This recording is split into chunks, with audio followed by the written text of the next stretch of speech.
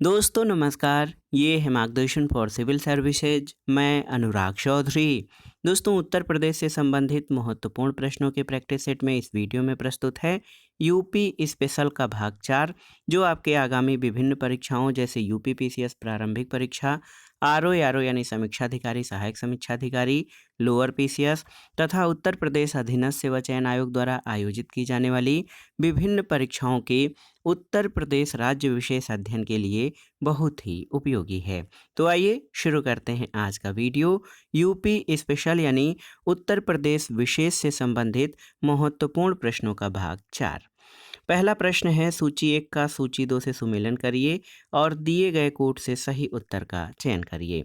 यहाँ पर आप देख सकते हैं दोस्तों, सूची 1 में आपके लोकगीत दिए गए हैं और सूची 2 में गायन का अवसर दिया गया है। तो चैती कब गाई जाती है? तो चैती एक मौसमी गीत है जो कि चैत के महीने में गाया जाता है। कजरी जो है ये विवाह और मौसमी गीत दोनों है। रसिया ये ब्रज का लोकगीत है और सोहर संस्कार गीत है जो कि बच्चे के पैदा होने के समय गाया जाता है। तो सही उत्तर हो जाएगा 4, 3, 2 और 1। यहाँ पर आप देख सकते हैं सही उत्तर ऑप्शन ए 4, 3, 2 और 1। दोस्तों आप याद रखिए, चैती जो है मौसमी गीत है जो कि चैत के महीने में गाया जाता है। कजरी विवाह और मौसमी गीत है। रसिया ब्रज का लोकगीत है और सोहर जो है ये संस्कार गीत है। अगला प्रश्न है, जा दिन जन्म भयो का धरती धसी अढ़ाई हाथ। उपर्युक्त उक्त या लोकोक्ति का संबंध उत्तर प्रदेश की किस ऐतिहासिक विभूति से है? विद्याधर, माहिल, आल्हा या परमार्दी? तो सही उत्तर है आल्हा। दोस्तों जा दिन जन्म भयो आल्हा का धरती धसी अढ़ाई हाथ, तो ये अतिशयोक्तिपूर्ण वर्णन आल्हा के बारे में कहा गया है। दोस्तों आप जान लीजिए कि इस लोकोक्ति का संबंध उत्तर प्रदेश के बुंदेलखंड क्षेत्र के आल्हा से है। आल्हा वीरगाथा काल के महाकवि जगनिक द्वारा प्रणीत और परमाल रासों पर आधारित एक महत्वपूर्ण छंदबद्ध काव्य है। इसमें महोबा के वीर आल्हा और ऊदल की वीरता की गाथा का वर्णन है। अगला प्रश्न है, प्रसिद्ध ठुमरी गायिका गिरिजा देवी का जन्म किस शहर में हुआ था? और ये प्रश्न बहुत ही इम्पोर्टेंट है। लखनऊ, अलीगढ़, मुरादाबाद या वाराणसी? तो सही उत्तर वाराणसी, ऑप्शन डी। दोस्तों प्रसिद्ध ठुमरी गायिका गिरिजा देवी का जन्म 8 मई 1929 को वाराणसी के निकट एक गांव में हुआ था। वे संगीत के बनारस घराने से संबंधित थीं। 24 अक्टूबर 2017 को 88 वर्ष की अवस्था में कोलकाता में इनका देहांत हो गया। इन्हें 1972 में पद्मश्री, 1989 में पद्म भूषण और 2016 में पद्म विभूषण तथा संगीत नाटक अकादमी सम्मान से सम्मानित किया गया है। अगला प्रश्न है, निम्नलिखित में से कौन सा सही सुमेलित नहीं है? ये आपको बताना है। देखिए, उत्तर प्रदेश का सबसे पुराना विश्वविद्यालय इलाहाबाद विश्वविद्यालय सही है। नौचंडी मेला मेरठ में सही है। भारत कला भवन वाराणसी में सही है। चौरसिया नृत्य गोरखपुर ये आपका सही नहीं है। दोस्तों चौरसिया नृत्य गोरखपुर का नहीं बल्कि जौनपुर के कहारों द्वारा किया जाता है। ऑप्शन डी आपका सही उत्तर है। अगला प्रश्न है, हर्बर्ट रिसले 1901 के अनुसार उत्तर प्रदेश का निवास क्षेत्र है किसका? इंडो आर्यन प्रजाति का, आर्य द्रविड़ियन का, मंगोलायड का या स्काइथो द्रविड़ियन का? तो सही उत्तर है आर्य द्रविड़ियन का, ऑप्शन बी। दोस्तों हर्बर्ट रिसले के अनुसार आप जान लीजिए कि उत्तर प्रदेश आर्य द्रविड़ियन प्रजाति का निवास क्षेत्र है। आर्य द्रविड़ियन प्रजाति उत्तर प्रदेश के अतिरिक्त राजस्थान के कुछ क्षेत्रों और बिहार, झारखंड आदि में निवास करती है। तो याद रखिएगा, हर्बर्ट रिसले के अनुसार उत्तर प्रदेश आर्य द्रविड़ियन प्रजाति का निवास क्षेत्र है। अगला प्रश्न है, अपने समय का चर्चित उपन्यास झीनी झीनी बीनी चदरिया के लेखक कौन हैं? ऑप्शन है काशीनाथ सिंह, नीरजा जाधव, अब्दुल बिस्मिल्लाह या अजय मिश्र? तो सही उत्तर अब्दुल बिस्मिल्लाह, ऑप्शन सी। दोस्तों आप जान लीजिए झीनी झीनी बीनी चदरिया के लेखक अब्दुल बिस्मिल्लाह हैं। ये उपन्यास बनारस के बुनकरों के जीवन पर आधारित है। अगला प्रश्न है उत्तर प्रदेश में जैन और बौद्ध दोनों धर्मों का प्रसिद्ध तीर्थ स्थल स्थल कौन सा है। तो बार बार ये परीक्षाओं में पूछा भी जाता है और आगामी परीक्षाओं के लिए भी संभावित है। तो ये है जनपद कौशाम्बी में जो है कौशाम्बी। दोस्तों कौशाम्बी जो है ये जैन और बौद्ध दोनों धर्मों का प्रसिद्ध तीर्थ है। अगला प्रश्न है निम्नलिखित में से कौन सा सही सुमेलित नहीं है। शहर और विशेषता। देखिए वाराणसी संस्कृति और धर्म आपका ये सही सुमेलित है। लखनऊ प्रदेश की राजधानी सही सुमेलित है, नवाबों का शहर भी है। झांसी औद्योगिक केंद्र ये आपका सही सुमेलित नहीं है। मुरादाबाद पीतल उद्योग सही सुमेलित है। तो ऑप्शन सी आपका सही उत्तर होगा। दोस्तों आप जान लीजिए वाराणसी संस्कृति और धर्म से संबंधित शहर है। लखनऊ प्रदेश की राजधानी है। मुरादाबाद पीतल उद्योग के लिए प्रसिद्ध है। झांसी औद्योगिक केंद्र के रूप में नहीं, हालांकि कुछ उद्योग यहाँ स्थापित हैं, लेकिन उनसे इसकी पहचान एक औद्योगिक केंद्र के रूप में नहीं होती है। अगला प्रश्न है निम्नलिखित में से कौन एक सुमेलित नहीं है। देवा बाराबंकी सही सुमेलित है। आल्हा महोबा सही सुमेलित है। कर्मा मथुरा ये सही सुमेलित नहीं है। कजरी मिर्ज़ापुर सही है। तो इसमें आपसे पूछा गया है कि कौन सा सही सुमेलित नहीं है, तो ऑप्शन सी आपका सही सुमेलित नहीं है। दोस्तों आप जान लीजिए कर्मा सोनभद्र और मिर्ज़ापुर में आदिवासियों का लोक नृत्य है, मथुरा से संबंधित नहीं है। आल्हा बुंदेलखंड क्षेत्र की प्रसिद्ध वीर रस कथा है। इस वीर रस कथा में महोबा के वीर भाइयों आल्हा और ऊदल की वीरता का वर्णन किया जाता है। देवा बाराबंकी से संबंधित है और कजरी मिर्ज़ापुर से संबंधित है। कजरी सावन के महीने में गाया जाने वाला मधुर लोकगीत है, जिसे मुख्यतः महिलाओं द्वारा गाया जाता है। अगला प्रश्न है कर्मा लोक नृत्य है कहाँ का, आपको बताना है। तो आप जान लीजिए कर्मा सोनभद्र का लोक नृत्य है। अगला प्रश्न है उत्तर प्रदेश के प्रमुख लोक नृत्य कौन से हैं। ऑप्शन है यहाँ पर देखिए बिहू घूमर गरबा ये नहीं है। चरकुला कर्मा पांडव, तो सही उत्तर ऑप्शन बी हो जाएगा। चरकुला कर्मा पांडव ये सभी आप जान लीजिए दोस्तों, ये उत्तर प्रदेश के प्रमुख लोक नृत्य हैं। तो उत्तर प्रदेश के प्रमुख लोक नृत्यों में जो है चरकुला कर्मा पांडव, पाई डंडा, थारू नृत्य, राई और सौरा प्रसिद्ध हैं। अगला प्रश्न है उत्तर प्रदेश के निम्नलिखित किस ऐतिहासिक मेले में हिंदू और मुसलमान दोनों आते हैं। ऑप्शन है नौचंदी का मेला, बाबरो बाबा का मेला, फूलडोल मेला या बटेश्वर मेला। तो सही उत्तर नौचंदी का मेला ऑप्शन ए। दोस्तों आप जान लीजिए कि मेरठ के नौचंदी में नौचंदी मेला लगता है। ये मेला हिंदू मुस्लिम सांप्रदायिक सौहार्द का प्रतीक है। नौचंदी मैदान में जहाँ नौचंदी देवी का प्रसिद्ध प्राचीन मंदिर है, वहीं मंदिर के सामने बाले मियाँ की मजार भी है। पौराणिक मान्यताओं के अनुसार यहाँ पर देवी सती का उरु भाग मिला था, इसलिए ये एक शक्तिपीठ है। इतिहासकारों के अनुसार 11वीं शताब्दी में अलाउद्दीन खिलजी के सेनापति सलार मसूद ने इस क्षेत्र पर आक्रमण किया। बाद में उसका मन युद्ध से विरत हो गया और वह वहीं फकीर बन गया। वह बाले शाह के नाम से प्रसिद्ध हुआ और युद्ध में जिस स्थान पर उसकी उंगली कटकर गिरी थी, मृत्यु के पश्चात वहां सलार मसूद उर्फ बाले मियाँ की मजार बनवा दी गई। अगला प्रश्न है निम्नलिखित में से कौन सही सुमेलित नहीं है। उत्तर प्रदेश के ऐतिहासिक मेले, स्थान और क्षेत्र। तो देखिए जल विहार का मेला ये बुंदेलखंड सही सुमेलित है। बटेश्वर का मेला पश्चिमांचल सही है। बलदेव छठ का मेला पूर्वांचल सही नहीं है। शुक्रताल का मेला मुजफ्फरनगर। तो यहाँ पर ऑप्शन सी आपका सही सुमेलित नहीं है। यही आपसे पूछा भी गया था कि दोस्तों बलदेव छठ का मेला पश्चिमांचल क्षेत्र से संबंधित है, न कि पूर्वांचल से। अगला प्रश्न है सूची 1 का सूची 2 से सुमेलन करिए और दिए गए कोड से सही उत्तर का चयन करिए। देवी पाटन मेला ये जनपद बलरामपुर में लगता है।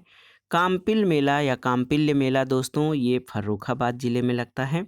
बटेश्वर मेला आप जानते हैं ये आगरा में, और ददरी मेला बलिया में आयोजित किया जाता है। तो 2 3 1 4 आपका सही सुमेलन हो जाएगा। ऑप्शन सी सही उत्तर है 2 3 1 और 4।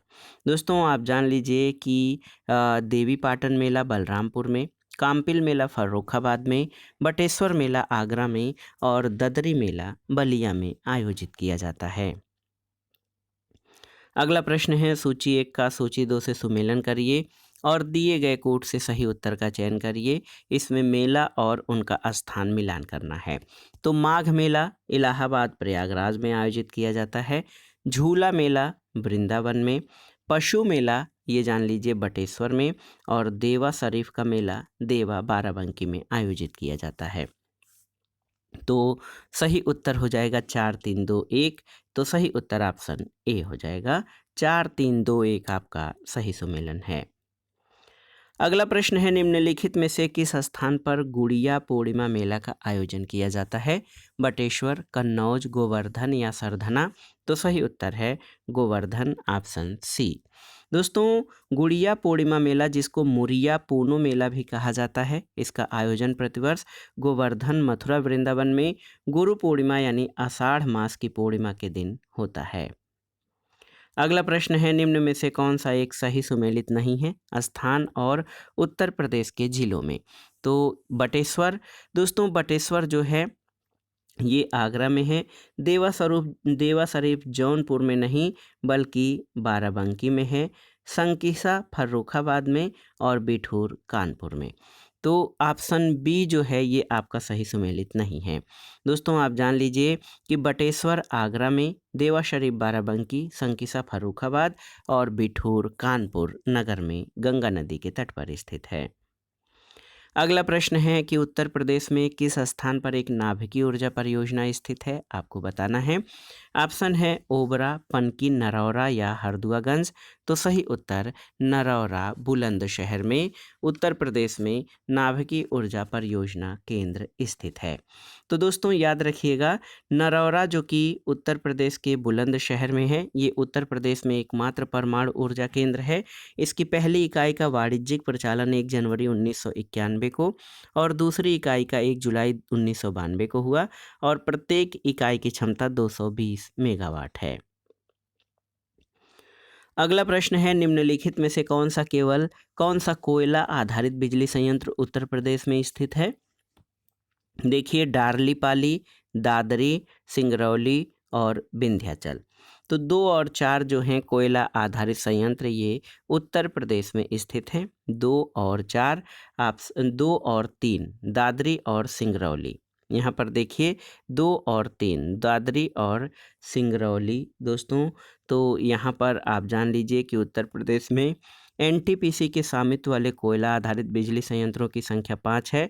सिंगरौली, रिहंद, दादरी, ऊंचाहार और टांडा। जबकि मेजा प्रयागराज एनटीपीसी और उत्तर प्रदेश राज्य विद्युत उत्पादन निगम का कोयला आधारित संयुक्त उद्यम संयंत्र है। डार्लीपाली संयंत्र याद रखिएगा ये ओडिशा में और विंध्याचल संयंत्र मध्य प्रदेश में स्थित है। अगला प्रश्न है कि उत्तर प्रदेश में पाए जाने वाले प्रमुख खनिज हैं कौन से? आपको बताना है। तांबा ग्रेफाइट, लाइमस्टोन और डोलोमाइट, रॉक फास्फेट और डोलोमाइट या उपर्युक्त में से कोई नहीं। तो सही उत्तर आपका हो जाएगा लाइमस्टोन और डोलोमाइट। दोस्तों याद रखिएगा उत्तर प्रदेश में पाए जाने वाले प्रमुख खनिज लाइमस्टोन और डोलोमाइट हैं। वस्तुतः खनिज संसाधन की दृष्टि से उत्तर प्रदेश निर्धन राज्य है। डोलोमाइट मिर्जा, बांदापुर और सोनभद्र जिलों में पाया जाता है। सीमेंट श्रेणी का चूना पत्थर मुख्यतः मिर्जापुर और सोनभद्र जिलों में मिलता है। अगला प्रश्न है सूची 1 का सूची 2 से सुमेलन करिए और दिए गए कोड से सही उत्तर का चयन करिए। तो यहाँ पर आप देखिए स्थल है और उनसे संबंधित जो उद्योग हैं। तो सोनभद्र से आपका चूने का पत्थर मिलता है। इलाहाबाद से शीशे वाली बालू, ललितपुर से तांबा और मिर्जापुर से नॉन प्लास्टिक फायर क्ले। तो सही सुमेलन हो जाएगा 4 3 2 1।